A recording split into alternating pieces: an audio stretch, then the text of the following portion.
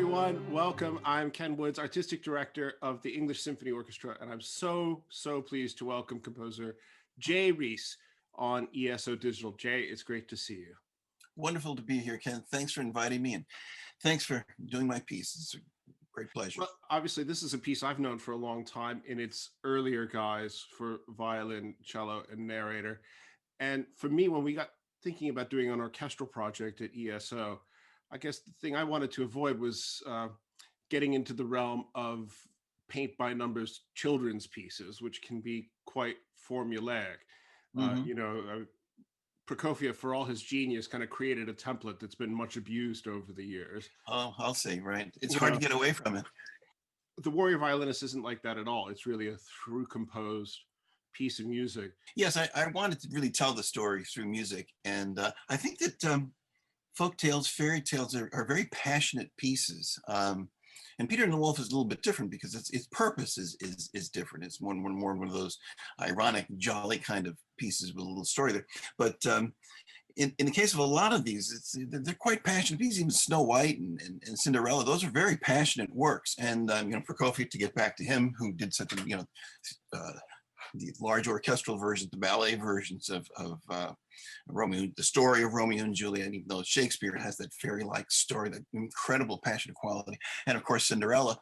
Those are very passionate works, and I thought that the storyline of the Warrior Violinist fit that more than, let's just say Peter and the Wolf or something like that. So I tried to make a passionate piece, a kind of symphonic piece almost, in a sense.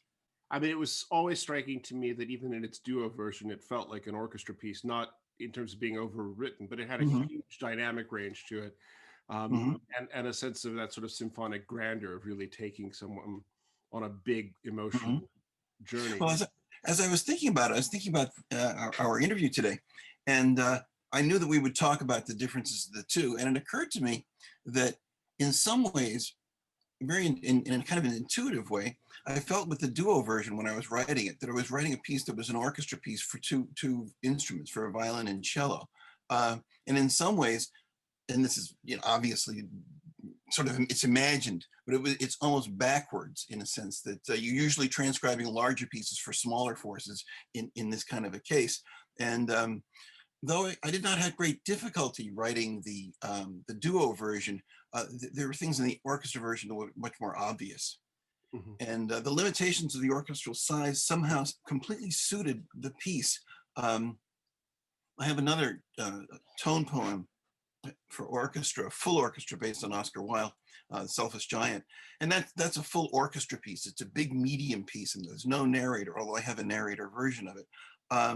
And this piece, the Warrior Violinist, the smaller forces, the solo winds and the solo brass could each speak in a turn. I tried to give everybody a solo, so that they're like individuals commenting on the whole in that. And there was integration that I enjoyed working with in this version of it.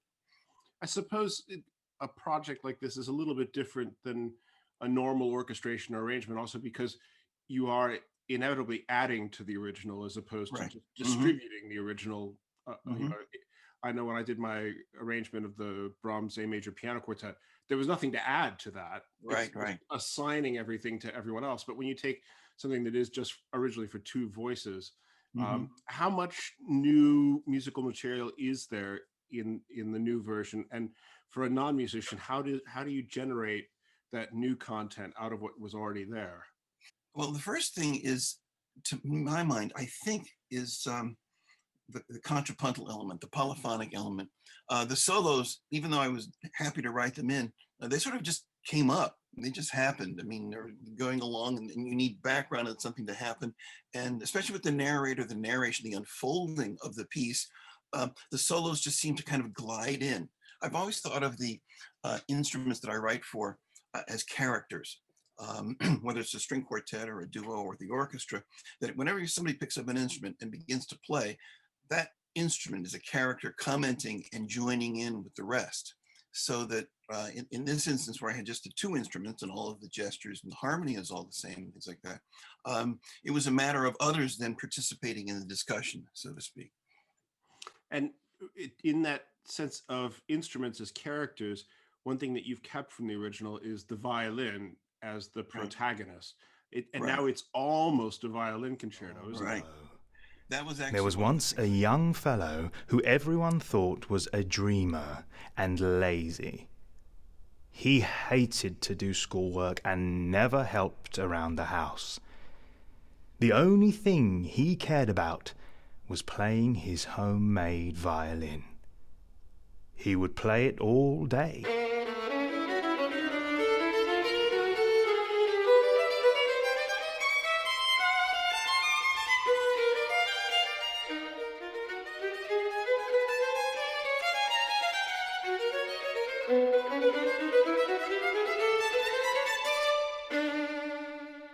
That was actually one of the things I wrestled with a little bit, because it was first obvious to make it a violin concerto, but it's not a violin concerto, and it has, all of the obvious restrictions that a concerto doesn't.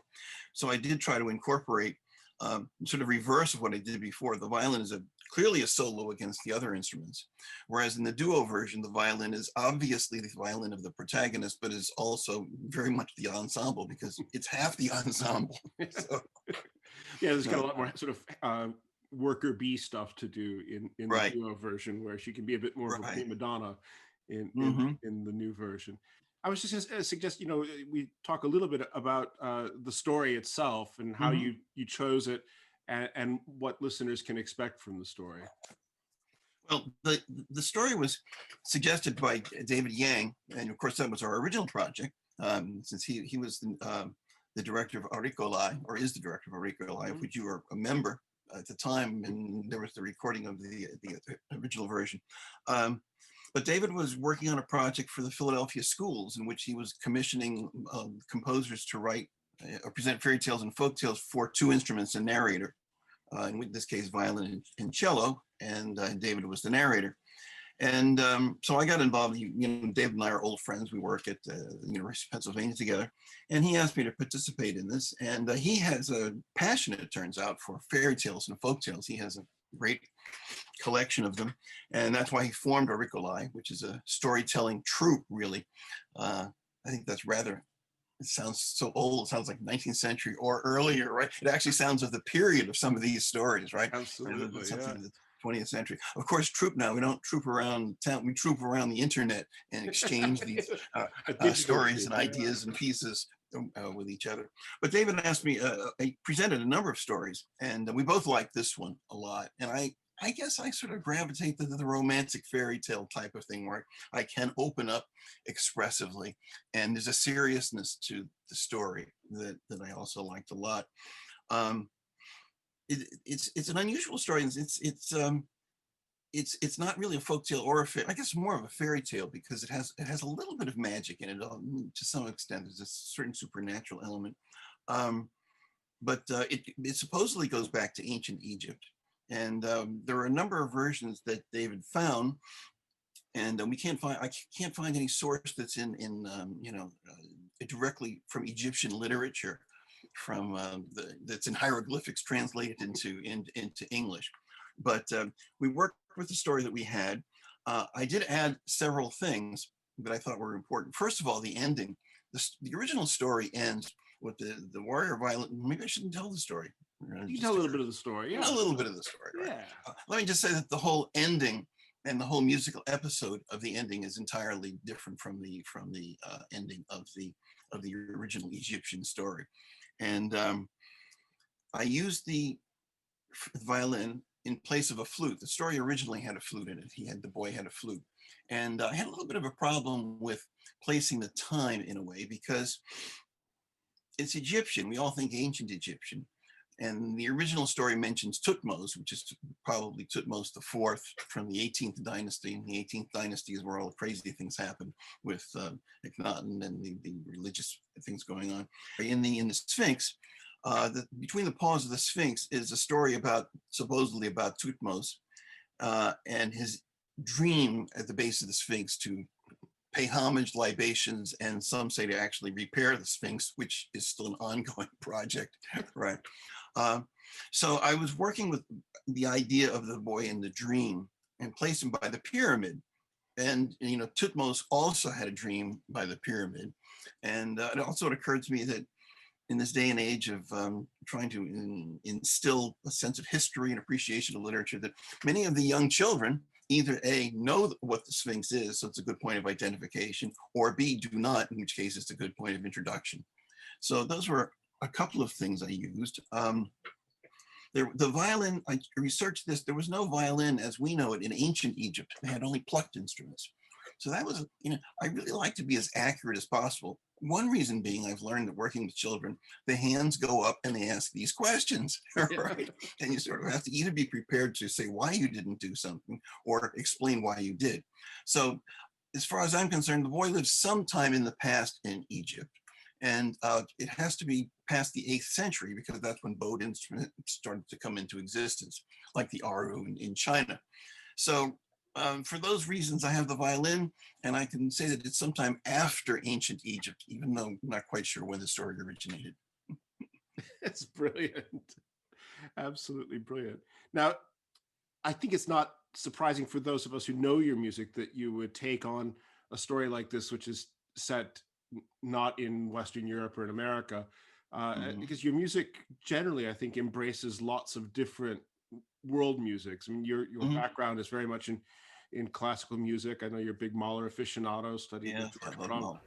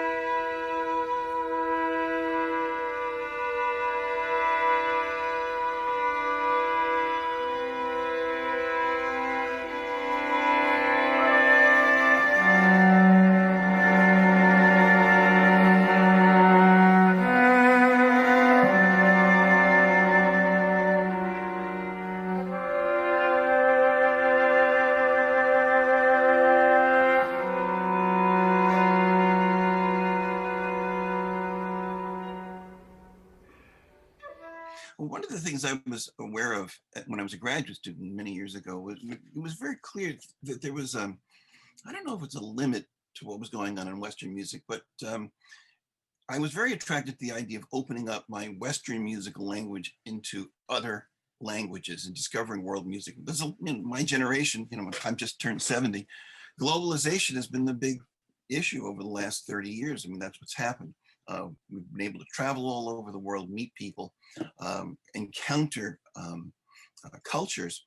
And I had a big boost in this from somebody who lived around the block from me when I lived in Swarthmore, Pennsylvania. I moved to the neighborhood, invited people over and ran into people. And this fellow came into my house, and he was noticing my record collection, and he was nothing unusual. He asked if I had a copy of Barrios Circles, and I did. We started talking about that.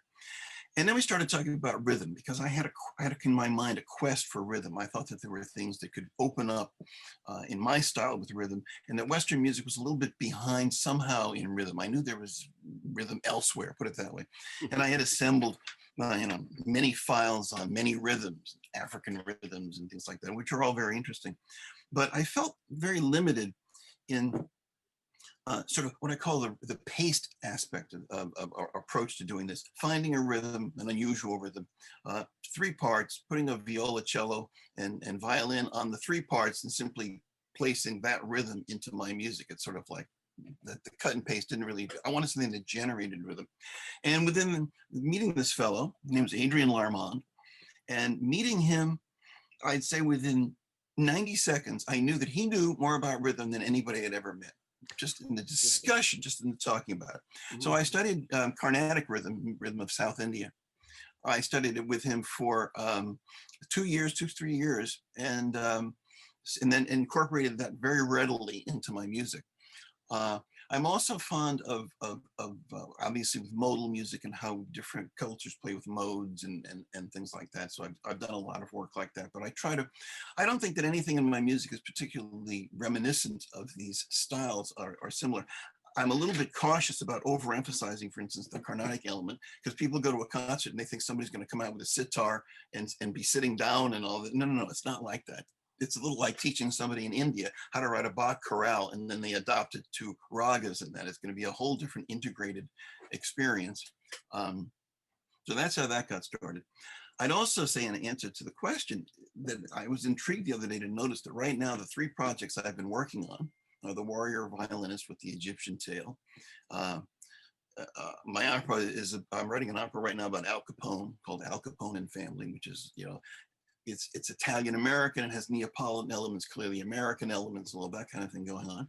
And I just finished a piece for Kyoshin Arts in New York on Japanese poetry. And I've been to Japan, and I'm very fond of Japan and the culture and that. So you're right, I have a very strong attraction to the music of the world, you might say. And it's very exciting. Yeah, just maybe for our listeners, think of 1 or 2 spots in the piece where we can direct them to some differences between the original version and the final version.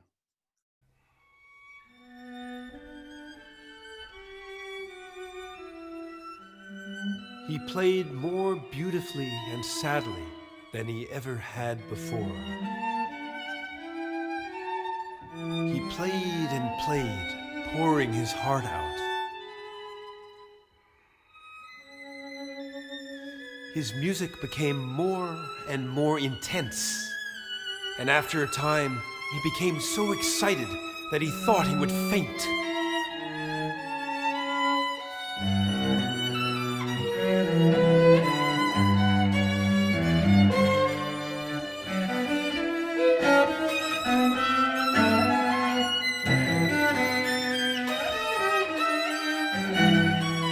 Finally, he could play no longer, and he suddenly jumped down the wall and ran. But as he jumped, he dropped his violin in the garden.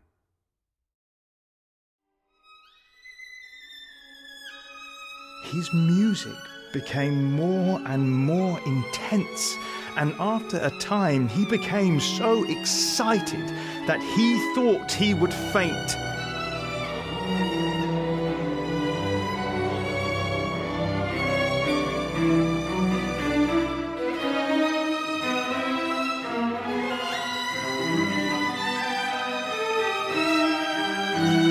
Finally, he could play no longer, and he suddenly jumped down the wall and ran. But as he jumped, he dropped his violin in the garden.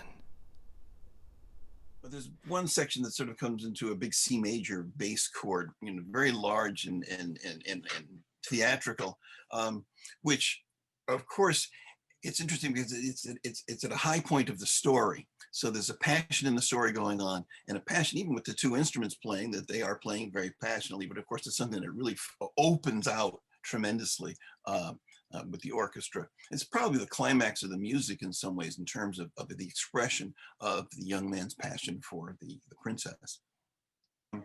Some of the solos, for instance, the horn solo and the flute solo are entirely new. Yeah. Possibly there's something like that. One day, he was walking through the city when he found himself standing beside a high wall. He wondered what was on the other side.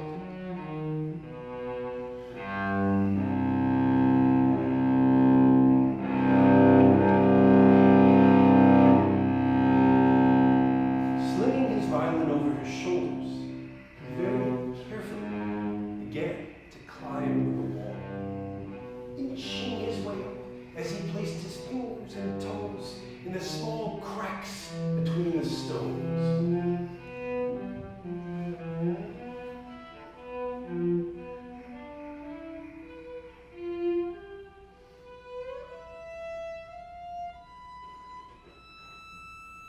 And when he reached the top, a beautiful garden greeted his astonished eyes.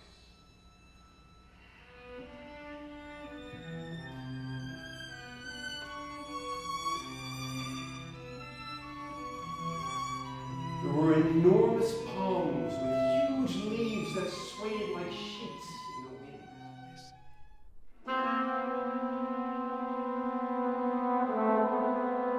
One day, he was walking through the town when he found himself standing beside a high wall.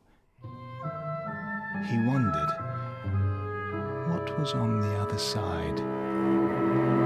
Slinging his violin over his shoulders, he very carefully began to climb the wall, inching his way up as he placed his fingers and toes in the small cracks between the stones.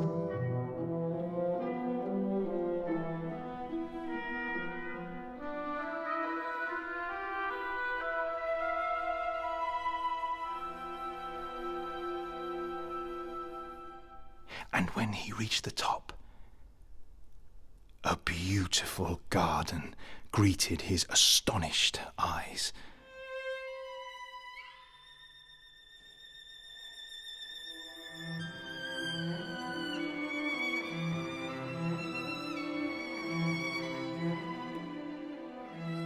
There were magnificent... Jay, it's great to talk to you as always. I hope we can do it again in person in Philly or New York before too much longer.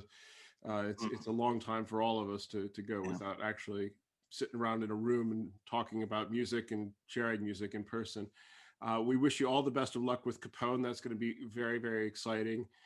Your website is jreise.com, and listeners can find a lot more of your work there, and I hope they'll be encouraged to explore it. But thank you so much for being a part of this wonderful project. Thank you so much, Ken, and I look forward to the premiere on Friday.